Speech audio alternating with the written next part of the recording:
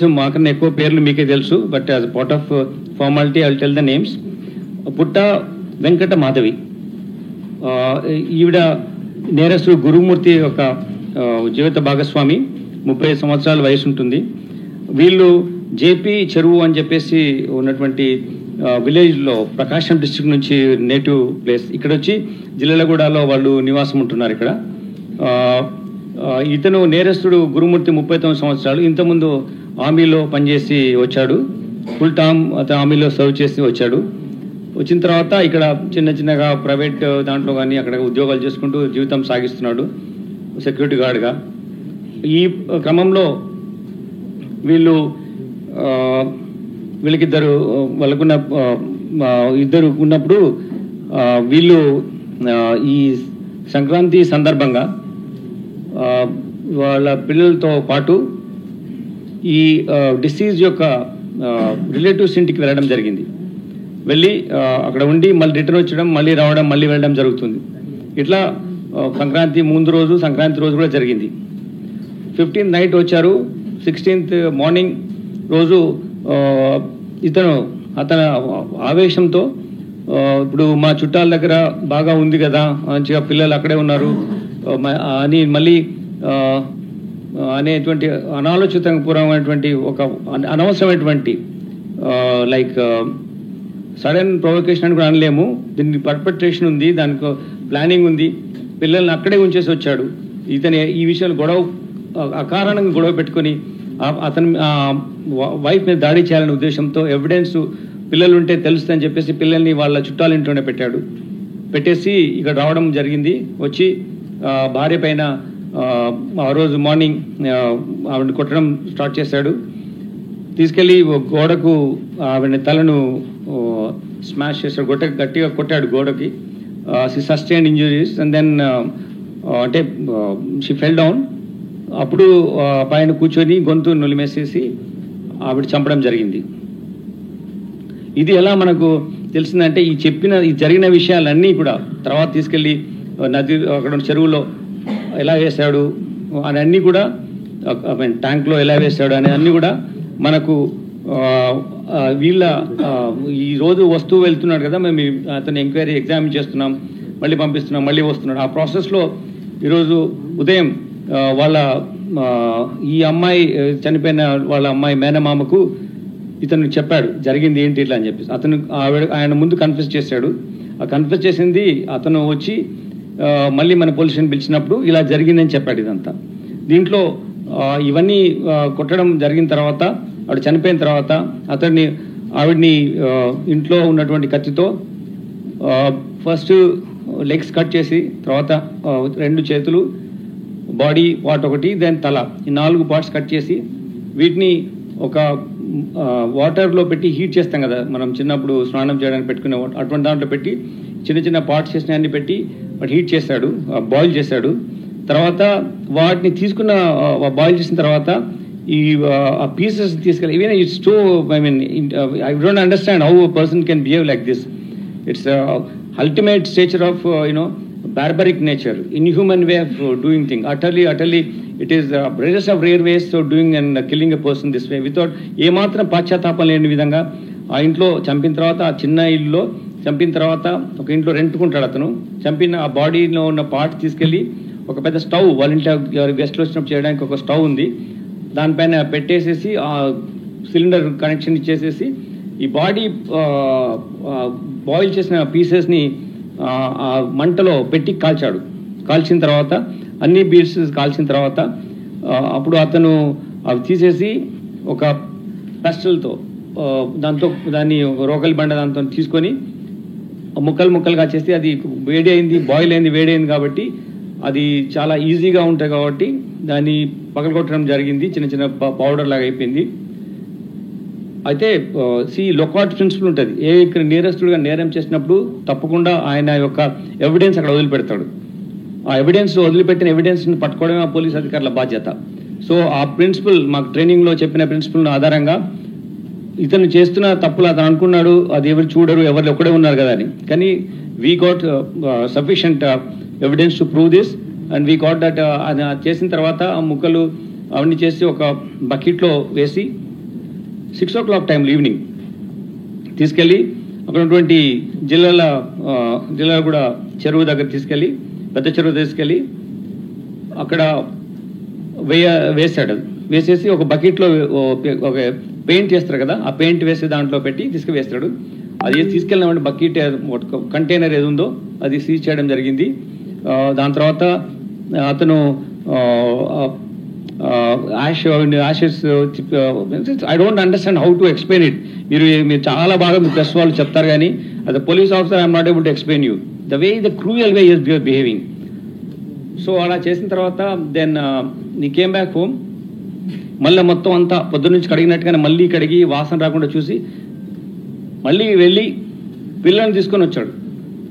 అంటే చూడండి అతని మనస్తత్వం. తీసుకొచ్చి మదర్ ఎక్కడ ఉందంటే ఇట్లా బయటికి వెళ్ళింది అని చెప్పేసి ఈమె మీద లేనిపోని విధంగా చెప్పి పిల్లల్ని ఏదో చేసి పడుకోబెట్టి మెయిన్ బెడ్రూమ్ ఏదైతే అతను చేసినాడో ఉన్నాయో అది మాత్రము వెళ్లకుండా యాక్సెస్ కంట్రోల్ పెట్టి లాక్ చేసి పెట్టి బయటనే ఉండి అట్లా 2 days గడిపాడు. దాని తర్వాత వాళ్ళ పేరెంట్స్ వచ్చి అడగడము, తర్వాత విధి లేని పరిస్థితిలో మిస్సింగ్ కేసు మిస్ అయింది నాకు తెలియదని చెప్పడం మూలంగా వాళ్ళ మదర్ వచ్చి మనం కంప్లైంట్ చేయడం, ఆ కంప్లైంట్ ద్వారా మనం ఇన్వెస్టిగేట్ చేయడం మొదలుపెట్టాం. ఇన్వెస్టిగేషన్ చేసినప్పటి నుంచి ఈ మేము తీసుకున్న స్టెప్స్ వల్ల చాలా వెరీ క్రెడిబుల్ అడ్మిసిబుల్ ఎవిడెన్స్ మేము కలెక్ట్ చేయగలిగాం. అతన్ని మేము తీసుకొచ్చినప్పుడు మేము క్వశ్చన్ చేస్తున్నప్పుడు ఈ ఎక్స్ట్రా జ్యుడిషియల్ కన్ఫెషన్ ఏదైతే వాళ్ళ మేనమామకు చేసినటువంటిది కన్ఫెషన్ ద్వారా ఎన్నో ఇన్ఫర్మేషన్ ద్వారా మనం చేస్తున్నప్పుడు ఫస్ట్ అతను చాలా ప్లాన్డ్గా తీసుకెళ్ళి అక్కడ ఒక డంప్ ఉంటుంది అనమాట. ఇది మనం జనరల్గా తీసుకెళ్ళిపోయి వేస్ట్ అక్కడ పడేస్తాం కదా, అటువంటి ప్లేస్ ఒకటి ఉంది చెరువు దగ్గర కట్ట పక్కన అట్లా. సో అందులో పడేసాము, బాడీ పార్ట్స్ చిన్న చిన్న బ్యాగ్లో పెట్టి అది ఎవరో మున్సిపాలిటీ వాళ్ళు తీసుకెళ్లారని వాళ్ళకి చెప్పాడు. అది యాక్చువల్లీ అది కాదు, ఆయన మళ్ళీ తీసుకెళ్లి నీళ్ళలో కలిపడమే కరెక్ట్. అట్లా ఎట్లా చెప్పేసేసి మున్సిపాలిటీ తీసుకెళ్లిపోయారు అని చెప్పి మిస్లీడ్ చేయడానికి కూడా ట్రై చేస్తాడు. చాలా విధాలుగా అతను పోలీసును మిస్లీడ్ చేయడం కానీ ఈవెంట్ చేయడం చేస్తాడు. సో మేమంతా సీన్ ఆఫ్ అఫెన్స్ రీకన్స్ట్రక్ట్ చేసి అతను అక్కడ ఎక్కడైతే వేస్తాడో తర్వాత చెప్పిన దాని వాళ్ళ సీన్ వెళ్ళి చూసి మెటీరియల్ అంతా సీజ్ చేసాం. దాని తగ్గట్టు ఆ బాడీలో మనం అడ్మిసిబుల్ పార్ట్స్ ఏమైతే ఉంటాయో ఎవిడెన్స్ ఎస్టాబ్లిష్ చేయడానికి కూడా మేము సీజ్ చేసాం. అవి మేము టెక్నికల్ పర్స్పెక్టివ్లో లీగల్ ఎయిడ్స్ ద్వారా మేము దాన్ని ప్రూవ్ చేస్తాం. దాని తర్వాత ఇది ఫాస్ట్ వేలో కన్విక్షన్ తెచ్చుకోవాలనే ఉద్దేశంతో ఉన్నాం. కాబట్టి మేము తొందరలోనే ఇన్వెస్టిగేషన్ కంప్లీట్ చేసి మేము ఛార్జ్షీట్ చేస్తాము ఈ కేసును. అయితే నేను ఒకటి మీకు కోరుతున్నాను, ప్రెస్కు బాధ్యతంగా ఉండండి ఈ కేసులో, బీ రెస్పాన్సిబుల్. ఇట్స్ ఒక లేడీని ఇలా చంపిన తర్వాత మీరు చట్టం ఉన్నటువంటి కొన్ని బాధ్యతలు మీరు నిర్వర్తించాలి. Agree, you have to report, but you have to report with lot of responsibility as citizen also, lot of responsibility towards such offences. Like if you don't, మనం ఈ కేసులో ఎట్టి పరిస్థితుల్లో ఈ కోర్టు వారికి తీసుకెళ్లి కోర్టు వారి దృష్టిలో తీసుకొచ్చి దీంట్లో పూర్తిగా మేము ఇన్వాల్వ్ అయిపోయి టీం ఉంచి కంటిన్యూస్గా కోర్టు ప్రొసీడింగ్స్లో మేము మానిటర్ చేసి కన్విక్షన్ తీసుకోవడం మా బాధ్యత, మేము చేస్తాం. ఎందుకంటే అలా చేస్తే డిటరెన్స్ ఉంటుంది, వేరే వాళ్ళు మళ్ళీ చేయడానికి భయపడతారు. సో నేను మీ ప్రశ్న కోరుకునేది ఏంటంటే be responsible in this. I'm requesting you not to give any space to general your impressions, your inferences, investigation attribute chekandi, because that will hamper the way you if you don't feel responsible and don't speak that way, you are going to cause someone may gain strength and someone may commit this offense.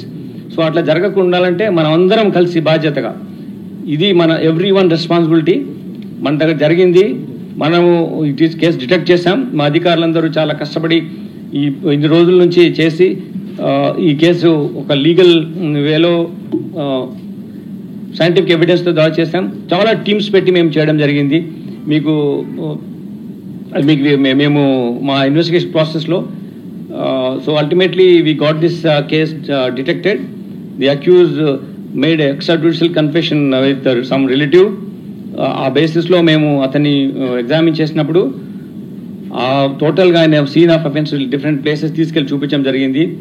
ఆ recovery చేయడం జరిగింది. దాంతో ద్వారా మేము మీకు detection గురించి మీకు చాలా రోజు మీరు ఎదురు చూస్తున్నారు కదా, దానికోసం మీకు ఇవన్నీ మీకు ఎక్స్ప్లెయిన్ చేస్తున్నాం.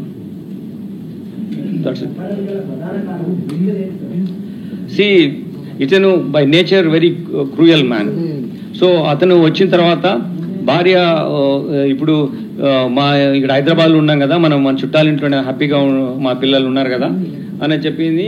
ఇంకా మనం ఇక్కడే ఉందాము అనే ఉద్దేశం. తర్వాత అతను పొద్దున్న లేవగానే ఆమెను చాలా పంచాయతీ జరిగే వాళ్ళ మధ్యలో కొన్ని ఇష్యూస్లో. సో దాన్ని దృష్టిలో పెట్టుకొని అతను ఆమెను కొట్టడం స్టార్ట్ చేశాడు ఇండిస్క్రిమినేట్ వే. సో అప్పుడు కొట్టడం ప్రాసెస్లో అతను ఆమె చంపిన తర్వాత ఆ చంపిన నేరం ఆయన మీద పడకుండా ఒక మిస్సింగ్ కేసులో ఉండే విధంగా అది చూసి ఆ బాడీని ఇలా చేసి తీసుకెళ్ళి నీళ్ళలో కలిపాడు.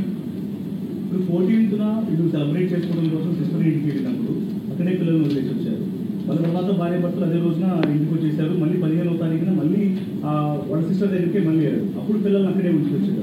అంటే ఈ గొడవ చేయడం కోసం మాత్రమే పిల్లల్ని ఇంటికి తీసుకురాకుండా భార్యతో పాటు అక్కడే ఉంచి వచ్చాడా, వాన్ రిలీజ్ చేసి వచ్చాడా, ఎందుకు పిల్లల్ని అన్నిసార్లు కూడా అక్కడే వదిలేసి వచ్చాడు?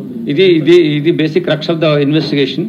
అతను డెలిబరేట్ గా ప్రీ మెడిటేటెడ్ ప్లాన్ తో పిల్లలు ఉంటే అతని ఇలా చేయలేడు కాబట్టి కావాలని వాళ్ళని అక్కడ ఉంచడం జరిగింది. నో రిమోర్స్, ఎటువంటి పశ్చాత్తాపం మేము మాట్లాడినప్పుడు లేదైనా.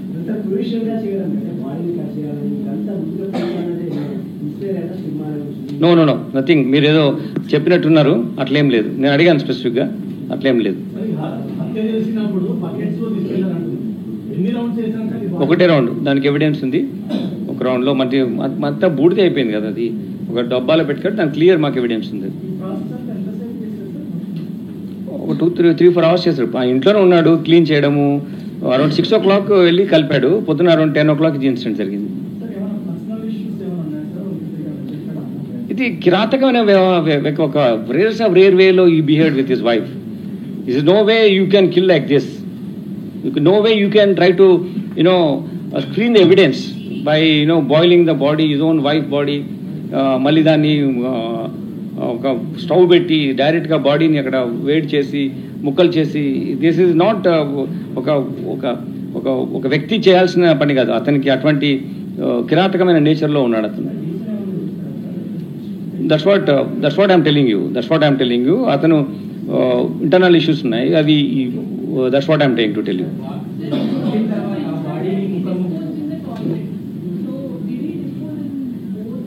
మీరు అదే దయచేసి ఎక్కువగా ఇన్వెస్టిగేట్ పోలీస్ చేయండి. ఇందులో ఏం జరిగిందంటే అతను కొట్టిన తర్వాత ఇంట్లో డిఫరెంట్ ప్లేసెస్లో ఆమె ఏం చేయాలి, ఎట్లా కట్ చేయాలని తీసుకెళ్ళాడు. ఎక్కడ కూడా తీసుకెళ్ళిపోయి ఆ చెరువులోనే వేస్తాడు. ఎక్కడ కూడా ఇంట్లో. ఎస్ అది 15th 16th వీళ్ళందరూ పండగ ఊరికి వెళ్ళారు. 16 నాడు జరిగింది. 3 floors ఉన్న చిన్న హౌస్ అది. మధ్య ఇంట్లో ఇతను రెంట్కుంటాడు, ఓనర్స్ లేరు. తర్వాత ఇది జరిగిన తర్వాత నెక్స్ట్ డే కూడా స్మెల్ చాలా వచ్చింది. నేను ఇంతకుముందు కూడా ఇటువంటి కేసు చేశాను. ఆ స్మెల్ అలా చంపిన తర్వాత ఇమీడియట్గా పోదు, ఇట్ విల్ బి దేర్. పిల్లలు వచ్చి కూడా స్మెల్ ఏంటి అని అడిగారు, వాళ్ళని కూడా మిస్లీడ్ చేస్తారు. పక్కన ఉన్న వాళ్ళకు కూడా స్మెల్ వచ్చింది. కానీ ఆ రోజు ఎవరు ఆ ఇంట్లో ఎవరు లేరు. చిన్న ఉన్న వాళ్ళు కూడా సంక్రాంతి సెలబ్రేషన్స్లో అట్లా ఉన్నారు. సో ఈ గొడవ అనేది బయటకు తెలిసే ఆస్కారం లేదు.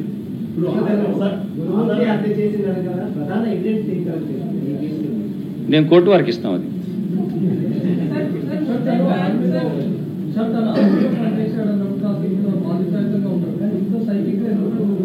ఇది ఇండివిజువల్ పర్సెప్షన్. We can't. ఒక మంచి వ్యవస్థలో ఒక చెడ్డ వాళ్ళు ఉండొచ్చు, ఒక చెడ్డ వ్యవస్థ అతను నేచర్, పర్సనల్ బిహేవియర్. అతను రెగ్యులర్ జవాన్గా చేస్తాడు, ఫుల్ టైం 15 years చేస్తాడు ఆర్మీలో.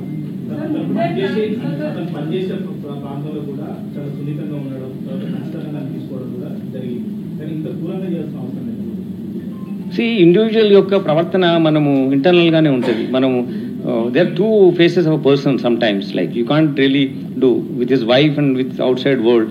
Maybe we'll get into that. But this incident లో అతను చేయడము, అతను కన్ఫెస్ చేయడం అన్ని వాళ్ళ మేనమామకు చెప్పడం జరిగింది. That is his way of behaving like.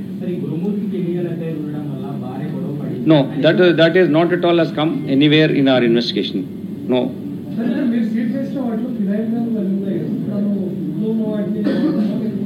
No, everything ఆయన ఇంట్లోనే ఉన్నాడు, బయటకు వెళ్ళకుండానే చేసుకున్నాడు, ఇంట్లోనే ఉన్నాడు.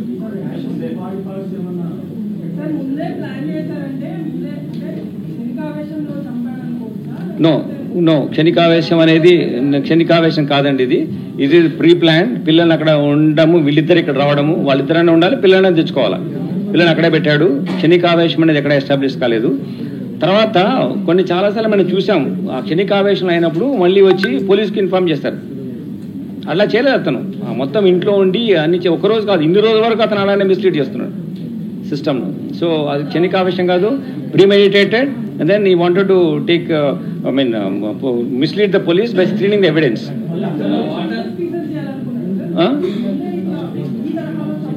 అంటే అతను చంపిన తర్వాత మనకు తెలిసిన విషయం ఏంటంటే, ఇది ఎలా ఈ ఎవిడెన్స్ లేకుండా ఎలా చేయాలనే ఉద్దేశంతో అలా చేస్తాడు. అది ఆయనకున్నటువంటి evil mind. It speaks about his nefarious designs and sinister mind. ఆధారాలని ఏమీ లేకుండా చేశారు. కేసును ఇన్వెస్టిగేషన్ చేయడం కూడా చాలా ఇబ్బందిగా మారింది. మీరు కూడా చెప్పారు, దేశవ్యాప్తంగా ఉన్నటువంటి ఎక్స్పర్ట్స్ కూడా పిలిపించి మరి ఇన్వెస్టిగేషన్ లో భాగంగా వాళ్ళు యూజ్ చేస్తున్నామని కూడా చెప్పారు. మరి కనీసం ఇందులో వాళ్ళ యొక్క ఎక్స్పర్ట్స్ వచ్చారు కదా, వాళ్ళ ద్వారా కూడా ఏమైనా ఆధారాలు సేకరించడం జరిగిందా, లేకపోతే మీరు చేసినటువంటి ఇన్వెస్టిగేషన్ లో సీనాకు రీకన్స్ట్రక్షన్ చేసిన దాంట్లో భాగంగా గమనించారా? అసలు చెరువు దగ్గర ఆధారాలు దొరికినాయా, ఇంట్లో ఆధారాలు దొరికినాయా, అసలు ఎట్లా సార్ ఎంత క్రిటికల్ గా ఈ రోజు మీకు ఇంత క్లియర్గా చెప్పాను, ఇంతకుముందు చెప్పాను మీ బాధ్యతలు ఏంటి, నా బాధ్యతలు ఏంటిదని. నేను కోర్టు వారికి చెప్తాను అవన్నీ. లేదండి, మేము చాలా స్పెసిఫిక్గా ఈ విషయం కూడా, ఎందుకంటే మోటివ్ ఫ్యాక్టర్లో మేము చూసాం, అటువంటిది ఇప్పటివరకు ఏమీ మాకు ఎస్టాబ్లిష్ కాలేదు.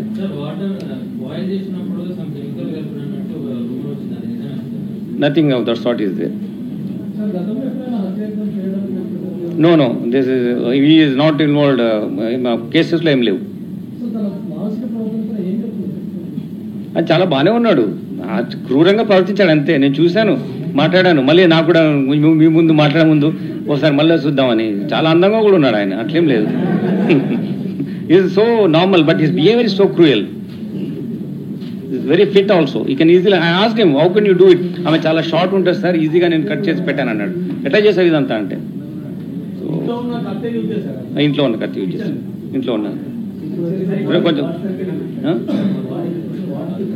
బాడీ పార్ట్స్ అని కట్, ఫస్ట్ లెగ్స్ కట్ చేస్తాడు. ఇది చెప్పడం అసహ్యంగా ఉంది, ఆమె బాధగా ఉంది. నేను ఇంతగా చెప్పదలుచుకోలేదు అందుకోసమే. మరి అడుగుదాం, మళ్ళీ మీతో తీసుకెళ్ళి మీతో అడుగుదాం. మళ్ళీ మేము పొలిటిక్స్ కస్టడీ తీసుకుంటాం, అప్పుడు మిమ్మల్ని కూడా will involve in that. Will ask for the police custody what ever. So many lady journalists are there in front of them. This is such a heinous offense, and don't ask more questions, which will hamper the progress of investigation. We are there to focus on this case. It is a collective responsibility to get the conviction, so that there will be deterrence. Future lo evaru ila cheyakunda undaniki deterrence count.